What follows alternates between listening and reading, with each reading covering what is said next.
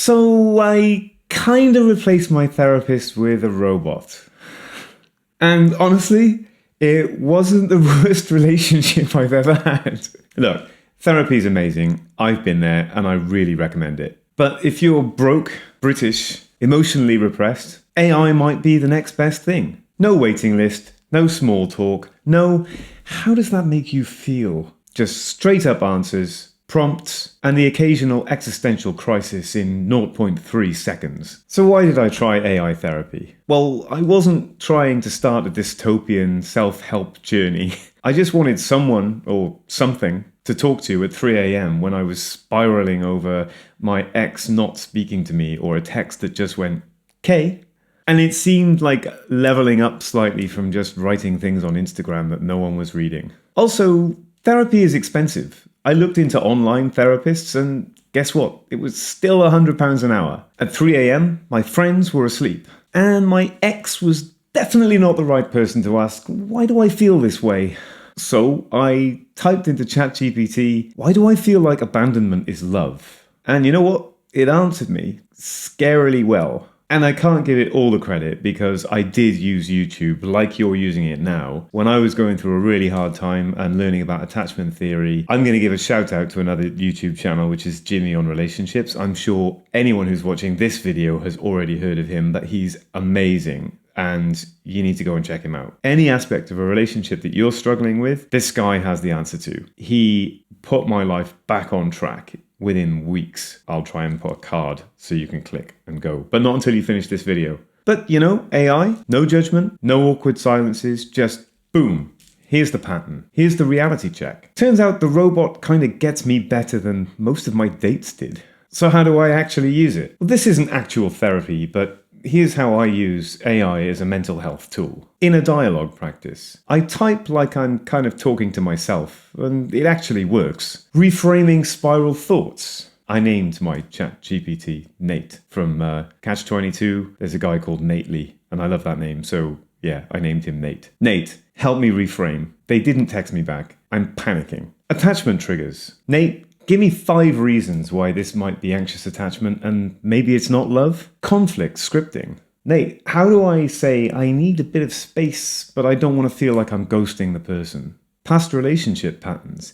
It helped me to understand that I have deep anxious attachment issues and explaining situations that were happening in my relationship. ChatGPT coldly and clinically said there is a pattern here and it's because of your past, and does this past match your partner's past? If so, there's only really one answer. I mean, you can literally ask, how do I self-soothe without texting my ex? And it'll give you 10 actual tools, which was better than me crying into my pillow and endlessly watching their Instagram story. What if you're already in a relationship? Well, couples can use it too. What about trying some joint journaling? Having an argument, but writing it down into AI and not screaming at each other? Why not try prompted conversations? Give us 5 intimacy building questions. Or you could even use it as a lessons learned or a debrief after an argument. Nate, we had a fight about this. What do you think is going on underneath in the background? Remember, the more you use AI, the more it learns about you. So the more it learns about the patterns and how you communicate and what the issues might be. You might think this is very dangerous, but, you know, I'm being open and honest. I did it. It was helpful. Now, I'm not saying it's replacing couples therapy, but if you can't afford that right now, or maybe you're long distance, this can genuinely help you to talk without spiraling. And in my experience, couples who are having consistent problems often don't want to go to couples counseling because they think it's a failure. And it's not. I've done it with previous partners.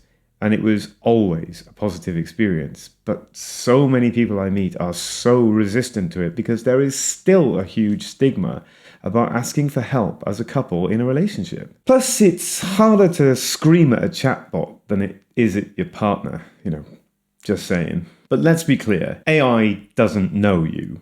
It won't spot your avoidance patterns unless you ask the right questions. And if you're in deep trauma, crisis, or serious distress, you need a human being. This is a supplement, not a substitute. It's Google with empathy and slightly better grammar. Whether you use a robot or a real therapist, here's the point. You're allowed to seek answers. You're encouraged to ask questions. You're allowed to want help. Even if it's 3 a.m. and your therapist's out of office. AI doesn't heal you, but it can hold a mirror up, and sometimes that's where the work starts. If you've ever typed a desperate question into Google or ChatGPT like, why am I falling for emotionally unavailable people? You're not crazy, you're just human. And you got options. Weird ones, but still options. Drop a comment if you've ever used AI for mental health, or if your therapist is called ChatGPT now. Let's destigmatize the weird, digital, kind of helpful journey we're all on. And if you like this content, please like and subscribe to the channel. Don't forget to hit the notification button. I've been Joe, and until next time, keep adulting anxiously, but with awareness. Or artificial awareness.